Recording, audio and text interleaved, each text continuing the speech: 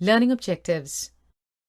At the end of this topic, you will be able to explain acids and bases, list and explore the characteristic properties of acids and bases, differentiate between strong and weak acids and bases, explain acidity, alkalinity in terms of pH, analyze the importance of pH in everyday life.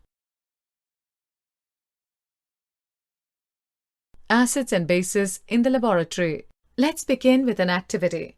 Firstly, collect the following samples from the science laboratory: hydrochloric acid, sulfuric acid, nitric acid, acetic acid, sodium hydroxide, calcium hydroxide, potassium hydroxide, magnesium hydroxide, and ammonium hydroxide. Later, put a drop of each of the above solutions on a watch glass and test with a drop of the indicators. What change in color did you observe with a red litmus, blue litmus, phenolphthalein, and methyl orange solutions for each of the solutions taken? Tabulate your observations in the table shown. We can observe that the indicators in the table tell whether a substance is acidic or basic by change in color. There are some substances whose odor changes in acidic or basic media. These are called olfactory indicators.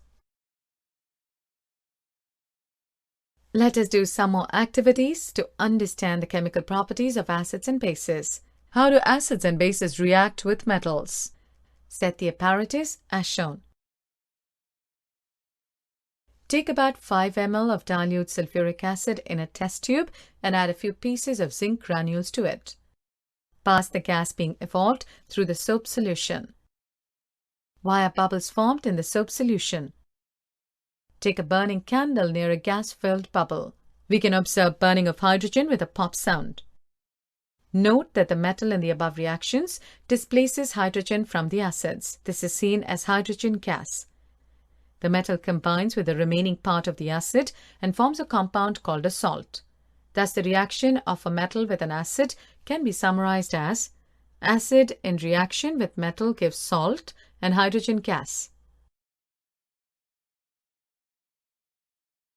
Let's understand how metal carbonates and metal hydrogen carbonates react with metals. For this, take 2 test tubes and label them as A and B. Take about 0.5 grams of sodium carbonate Na2CO3 in test tube A and about 0.5 grams of sodium hydrogen carbonate Na8CO3 in test tube B. Add about 2 ml of dilute HCl to both the test tubes. What do you observe? Pass the gas produced in each case through lime water, calcium hydroxide solution as shown and record your observations. Let me summarize the activities occurring in this activity. In test tube A, Na2CO3 reacts with 2 atoms of HCl to give 2 atoms of NaCl, H2O, and CO2. In test tube B, Na8CO3 reacts with HCl to form NaCl, H2O, and CO2. On passing the carbon dioxide gas evolved through the lime water, CaOH2 combines with CO2 to form CaCO3 and H2O.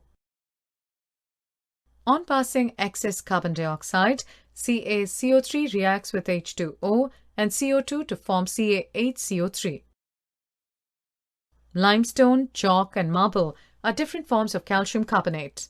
All metal carbonates and hydrogen carbonates react with acids to give a corresponding salt, carbon dioxide, and water.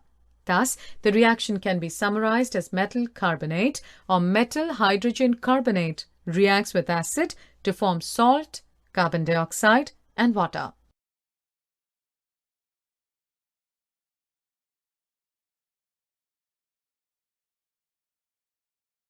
Now let's understand how acids and bases react with each other.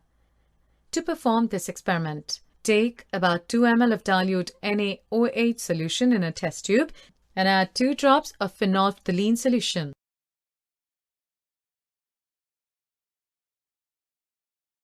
Add dilute HCl solution to the above solution drop by drop.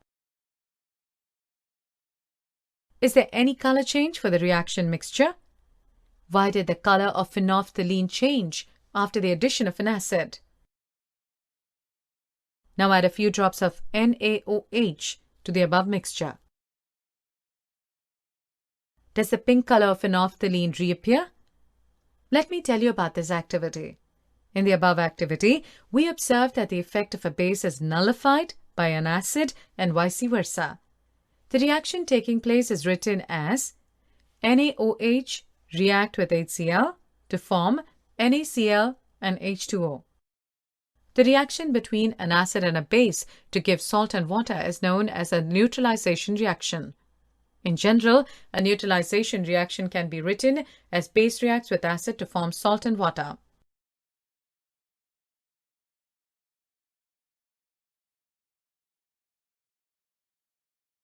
Let's perform another activity to know about the reaction of metallic oxides with acids.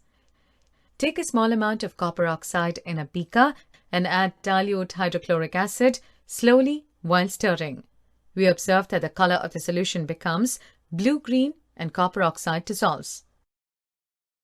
The solution has turned to blue-green color due to the formation of copper 2 chloride. The general reaction between a metal oxide and an acid can be written as metal oxide reacts with acid to form salt and water. Since metallic oxides react with acids to give salts and water, similar to the reaction of a base with an acid, metallic oxides are said to be basic oxides.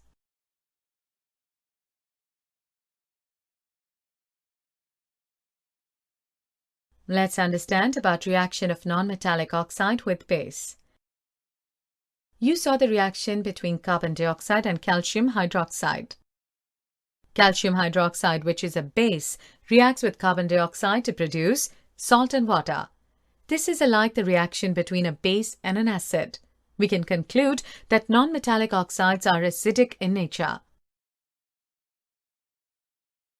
What do all acids and all bases have in common? We have seen that all acids have similar chemical properties. We saw in an activity that all acids generate hydrogen gas on reacting with metals. So hydrogen seems to be common to all acids. Let's perform an activity to investigate whether all compounds containing hydrogen are acidic. Take solutions of glucose, alcohol, hydrochloric acid, sulfuric acid, etc. Fix 2 nails on a cork and place the cork in a 100 ml beaker.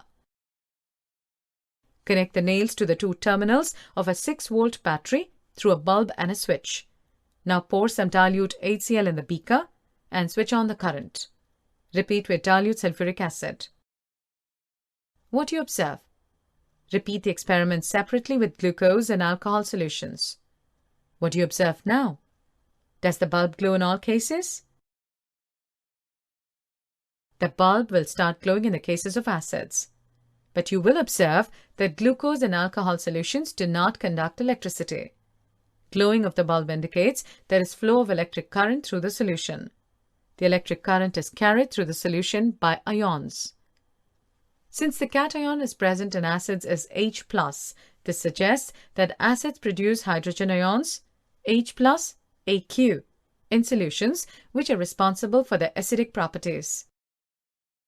Let us test what happens to an acid or a base in a water solution. To perform this, take about 1 gram of solid NaCl in a clean and dry test tube and set up the apparatus. Add some concentrated sulfuric acid to the test tube. What do you observe? Is there a gas coming out of the delivery tube?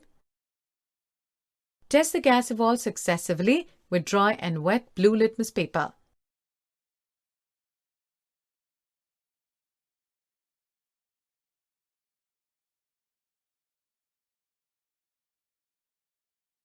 This experiment suggests that hydrogen ions and HCl are produced in the presence of water.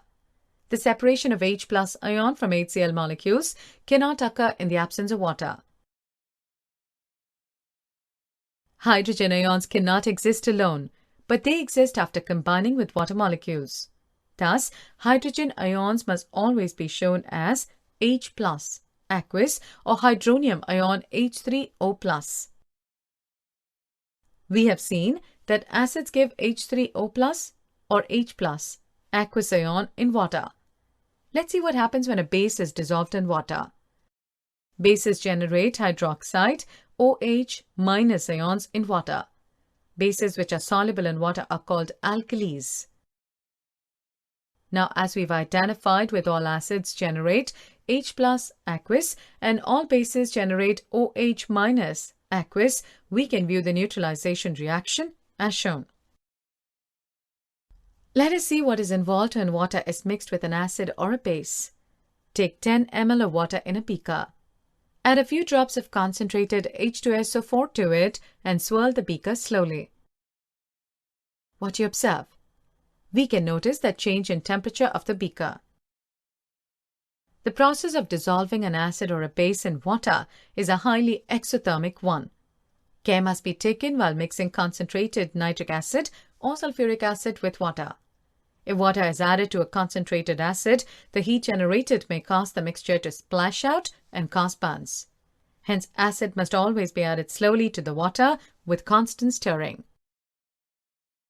The glass container may also break due to excessive local heating. Look out for the warning sign on the can of concentrated sulfuric acid and on the bottle of sodium hydroxide pellets. Mixing an acid or a base with water results in the decrease in concentration of ions, H3O+ or OH- per unit volume. Such a process is called dilution, and the acid or base is said to be diluted. How strong are acid or base solutions?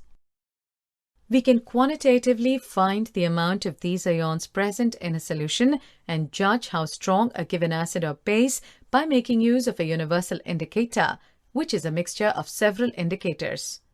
The universal indicator shows different colors at different concentration of hydrogen ions in a solution. A scale for measuring hydrogen ion concentration in a solution called pH scale has been developed. The P in pH stands for Potenz, in German meaning power.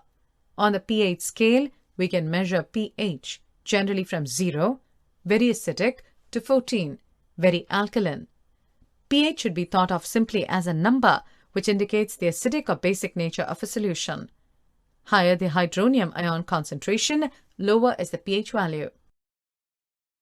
The pH of a neutral solution is 7. Values less than 7 on the pH scale represent an acidic solution. As the pH value increases from 7 to 14, it represents an increase in OH- ion concentration in the solution, that is, increase in the strength of alkali. Generally, paper impregnated with a universal indicator is used for measuring pH. Importance of pH in everyday life can be discussed under 5 main topics.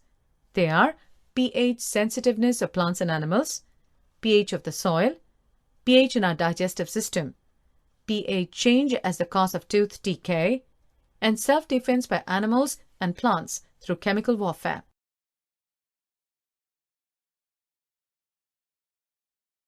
Our body works within the pH range of 7.0 to 7.8. Living organisms can survive only in a narrow range of pH change.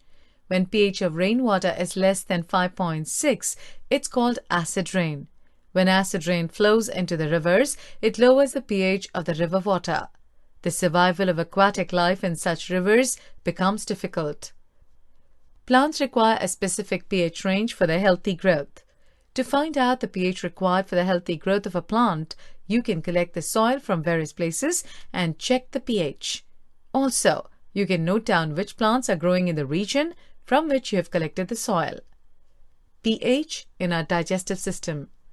Stomach produces hydrochloric acid. It helps in the digestion of food without harming the stomach.